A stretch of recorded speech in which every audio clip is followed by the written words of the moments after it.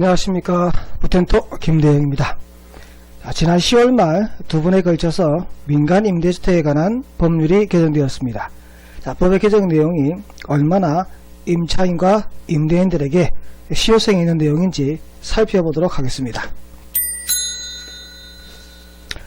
원래 1호와 2호에 있었던 내용이고 3호 내용이 개정으로 추가된 사항입니다.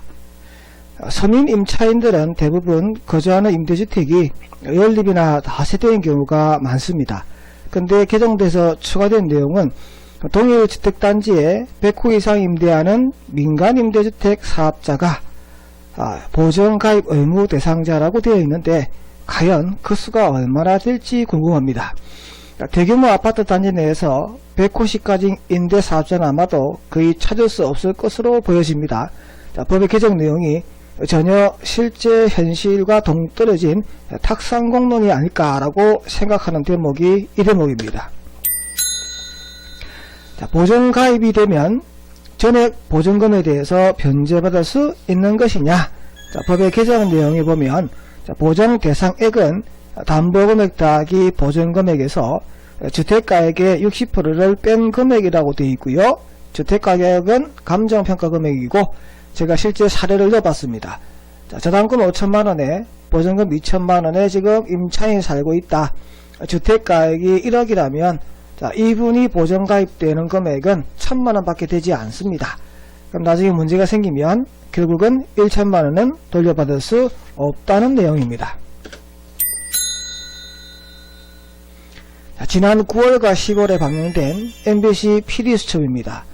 대한민국 갭투기 대회부 1부에서는 대한민국 임대사업자가 랭킹 4위 임대사업자 재산세나 전기요금 등 각종 공과요금도 납부할 처지가 안되는 노숙자에 불과해서 임차인들의 보전금 반환 요구에 전혀 보전금을 돌려줄 상황이 되지 못해서 임차인들이 피해를 입게 된 사연이었습니다.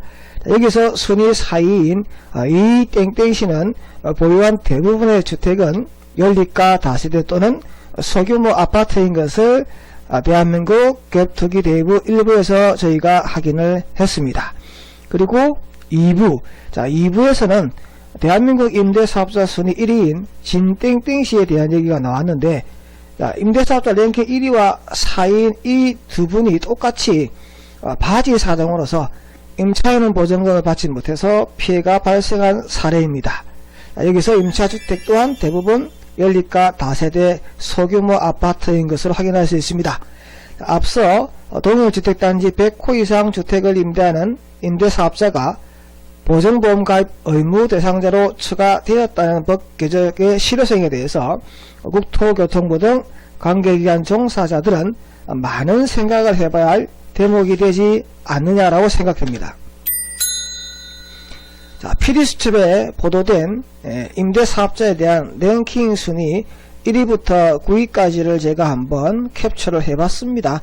여기 있는 1위의 진땡땡시, 4위에 있는 이땡땡시가 바지 사장으로서 실질 돈이 한 푼도 없는 그런 임대사업자였다라고 해서 임차인들이 많은 피해를 입고 있다는 내용이었고요.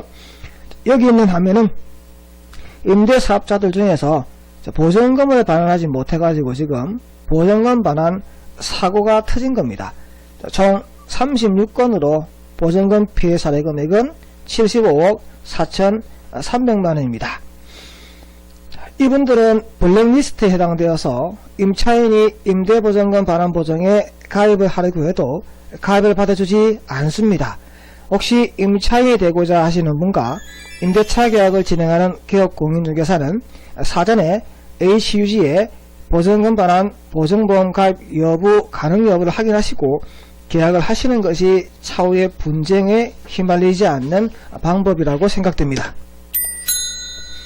과태료 부과 기준의 개정입니다. 임대사업자의 과태료 부과 기준은 개정 전에는 사항 내용이 심플하고 그리고 금액이 소액이었습니다. 위반 내용 자체도 구체적이지 않았는데 이번에 개정이 되면서 과태료 금액이 상향되었고 위반 행위에 대해서도 구체적으로 세분화되었습니다. 임대사업자 등록을 생각하고 계신 분이라면 앞으로 가태료 부과 기준에 대해서 세심한 주의가 필요하겠다라고 생각이 듭니다. 민간임대주택에 대한 임차인 자격이 되는지에 대해서 국토교통부 장관 등이 임차인 자격을 확인할 수 있는 부분이 신설되었습니다. 경제적 약자인 서민들이 우선적으로 임대주택의 임차인이 될 수 있도록 임차인의 경제사항을 파악을 해서 요건이 되지 않는 임차인들은 걸러내겠다라고 신설한 조항입니다. 이 법에 의해서 등록된 임대주택에 대해서는 임대차 계약서를 작성할 경우에는 이 법의 법정 양식인 표준 임대차 계약서를 작성하도록 되어 있습니다. 자, 표준 임대차 계약서 작성 양식이 시행규칙 별지 제24호 서식입니다. 이 서식이 개정되어서 2019년 11월 30일까지는 종전서식과 개정서식을 함께 써야 되고 2019년 12월 1일부터는 신규 양식을 쓰라고 지금 개정되었다는 사항입니다. 자, 여러분이 보고 있는 내용은 표준임대차 계약서 양식입니다. 자, 개정된 내용은 총 6쪽으로서 6페이지의 마지막 이 부분이 추가된 부분입니다. 1페이지 내용을 보시면 표준계약서에 대해서 작성 의무자가 지금 세 분이 나와 있습니다. 임대사업자와 임차인, 개업공인중개사가 표준임대차 계약의 작성 의무자입니다. 그리고 개정된 내용에 임차인의 정보 제공 동의라는 부분인데, 자, 임차인이 정보 제공 동의서에 동의를 해주면 국토교통부 장관 등이 임차인에게 등록 임대주택에 관한 정보를 제공해 주겠다는 내용이고요.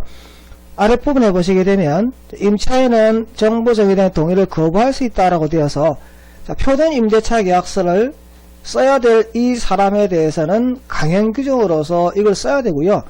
임차인의 정보 제공 동의 의무에 대해서는 거부할 수 있다라고 해서 얘를 작성하는 데 있어서 임차인이 거부하면 작성하지 않아도 된다라는 임의 규정이라고 설명을 하고 있습니다.